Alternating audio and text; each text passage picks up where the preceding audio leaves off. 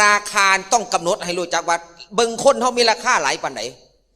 พระแต่ละองค์บวชเข้ามานี่เพิ่นตั้งให้เลยนี่ยาเฮ็ดโตเกินมีค่าแค่บาทเดียวนะพระเนี่ยบาทเดียวพระเนี่ยเคยเห็นพระองค์ไหนอุ้ม2 บาทบ่มีพระองค์ไหนพี่บ่าวอุ้ม2 บาทบ่โยมใส่แล้วเดี๋ยวอีกบาทนึงครั้งนี้บ่มีดอกอุ้มก็อุ้มให้ครูบาอาจารย์ตั้งหากันอุ้มบิณฑบาตบ่มีดอกต้องตั้งราคาคนเรามีราคาแค่ไหนเพิ่นว่าเอาทุกอย่างมาขายแล้วในโตคนนี่เพิ่นว่าสมัยนั้นบ่ถึง100 บาทซ้ำเอากระดูกมาเฮ็ดนั่นเฮ็ดนี่มีราคาบ่ถึง100 บาทฉะนั้นคนเฮาพระคือกันเพิ่นว่ามีค่าแค่5 มาศพก็คือ1 บาทให้เรารักษาเอาไว้เพิ่นว่าคันเฮ็ดเกินนั่นก็ถือว่าบ่มีราคาแล้วฉะนั้นจึงกำหนดราคาคือราคะ